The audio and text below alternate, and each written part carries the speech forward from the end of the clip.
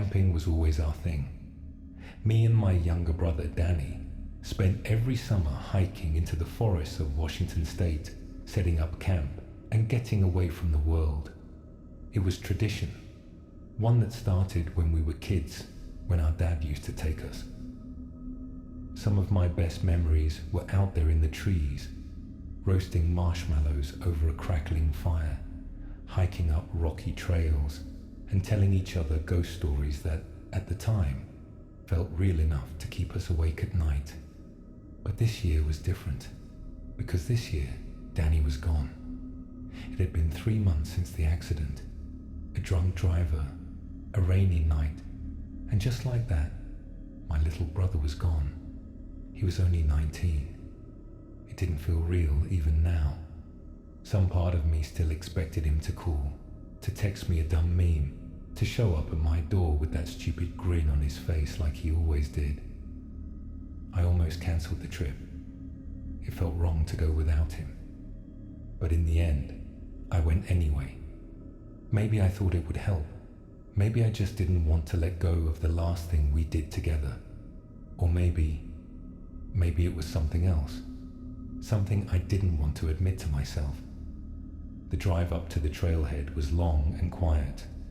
The further I got from the city, the heavier the air felt, like something pressing down on my chest. The roads were familiar, yet they felt different, lonelier somehow. When I pulled into the gravel lot, I just sat there for a while, gripping the steering wheel. Danny should have been in the passenger seat, complaining about my music, telling me I was taking the turns too fast. I swallowed hard, grabbed my pack, and started the hike. The first night in the woods was eerily quiet. No crickets, no rustling leaves, just silence. It felt wrong, empty. I set up camp by the lake, our usual spot. The sun was setting, streaking the sky with red and gold, reflecting off the still water. It should have been peaceful, but something about the quiet made my skin crawl. I sat by the fire, staring at the extra sleeping bag I had brought out of habit. I couldn't even bring myself to put it away. "You'd probably be making fun of me right now, huh?" I muttered, sitting here, talking to myself like an idiot. The wind whispered through the trees, but no one answered. I don't remember falling asleep, but I woke up in the middle of the night to a sound, footsteps, slow, deliberate, circling the tent. I reached for my flashlight, my pulse hammering. I wasn't alone. "Hello," I called out. Silence, then a whisper. "Eli." My breath caught in my throat. I knew that voice. It was Danny's. I stumbled out of the tent, the flashlight shaking in my grip. My breath puffed in the cold night air as I scanned the darkness. The fire had burned down to embers, casting long shadows between the trees. "Danny," I whispered. A shadow stood just beyond the tree line, tall, familiar. For a second, I swore I saw his face, his messy blonde hair, the stupid hoodie he always wore, the lopsided grin he gave me whenever he was about to make a dumb joke.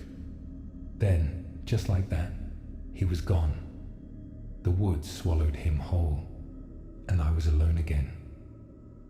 The next morning, I convinced myself it was just a dream, a cruel trick my mind was playing on me.